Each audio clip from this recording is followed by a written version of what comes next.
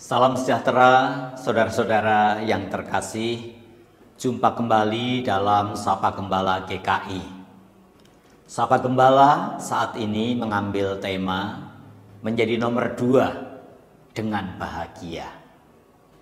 Saudara-saudara, bagaimana perasaan Anda ketika Anda di nomor 2-kan? Disepelekan, tidak dianggap yang istimewa. Atau bagaimana perasaan Anda ketika suatu kali Anda mengalami sebuah kekalahan?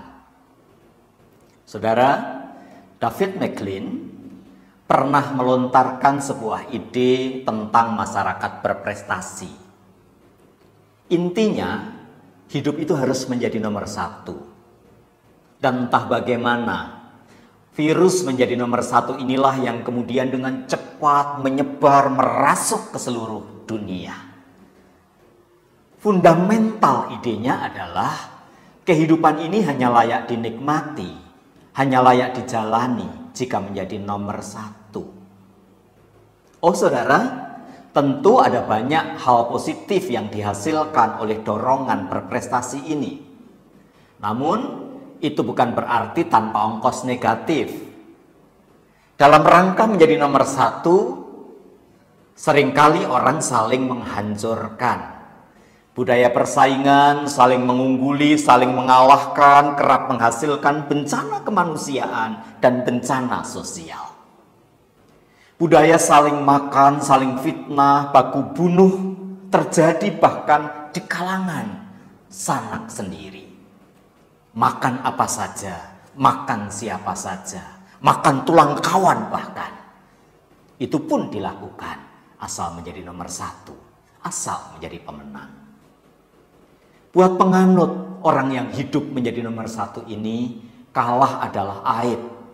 Menjadi nomor 2 adalah neraka. Saudara, inilah kekeliruan zaman. Mengapa demikian? Sebab sesungguhnya bukankah dari kecil kita ini sudah belajar bahwa kalah juga indah? Mari kita ingat pengalaman kita ketika kita bermain home pimpah atau batu, kertas, gunting. Apakah kita selalu menang?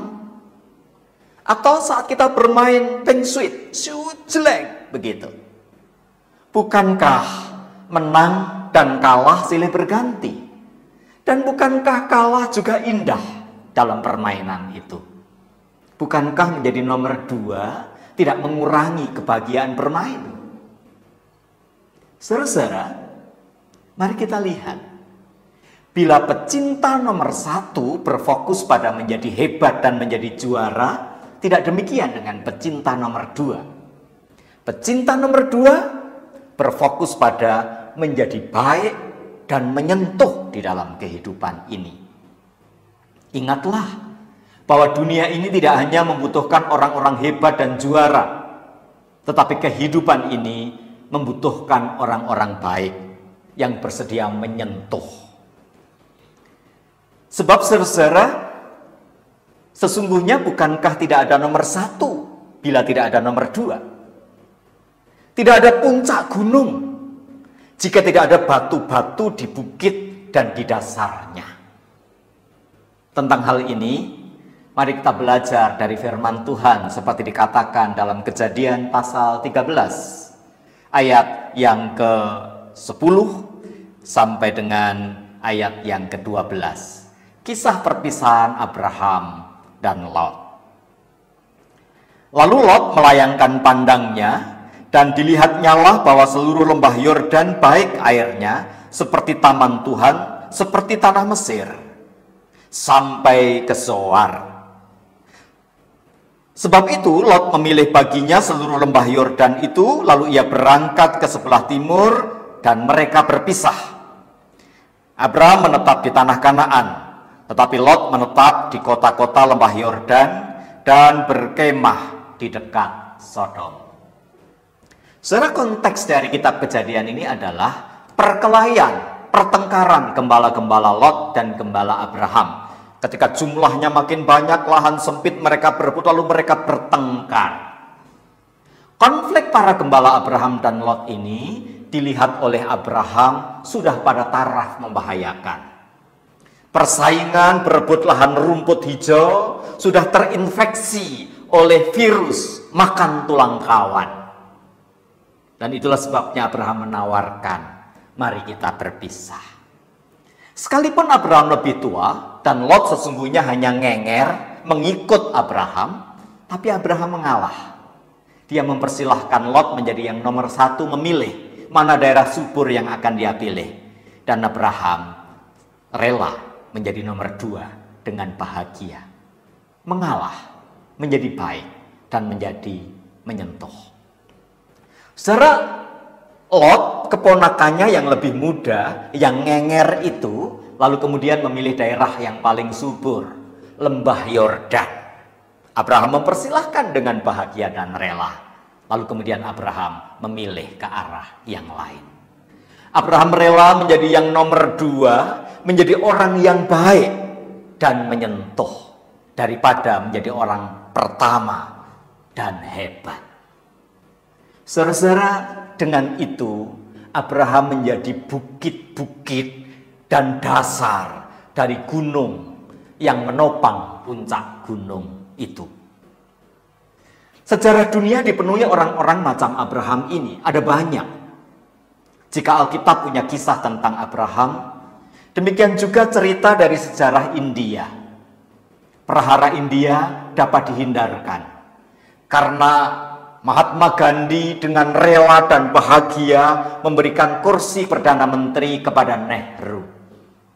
Sebuah keputusan yang menyelamatkan India dan sekaligus membuka ruang bagi India untuk tumbuh tanpa diganggu oleh virus menjadi nomor satu. Saudara, jika India punya Gandhi, Indonesia punya Muhammad Hatta. Muhammad Hatta adalah legenda Indonesia. Sejarah kemerdekaan mencatat kisah yang menceritakan beberapa kali Muhammad Hatta berbeda faham dengan orang nomor satu saat itu. Berbeda dengan Pak Karno, Bung Karno. Namun saudara-saudara, demi menyelamatkan Indonesia dengan memainkan peran menjadi nomor dua, Hatta mengambil peran itu dengan rela dan bahagia. Anda lihat, ada banyak hal baik ketika orang sedia menjadi nomor dua, menjadi baik, menyentuh dan memberkati. Saudara-saudara, apakah menjadi nomor dua itu berarti hidup tanpa daya juang dan fatalistik? Oh, sama sekali bukan. Di nomor berapapun kita hidup, hidup itu selalu membutuhkan kerja keras. Hidup itu membutuhkan perjuangan dan keuletan, keseriusan, memainkan peran yang melekat pada diri kita. Dan itulah yang dilakukan Abraham. Itulah yang dilakukan Gandhi. Itulah yang dilakukan oleh Bung Hatta. Saudara, ada orang yang mengatakan bahwa manusia adalah homo ludens, insan yang bermain. Dan karena itu hidup adalah seni bermain.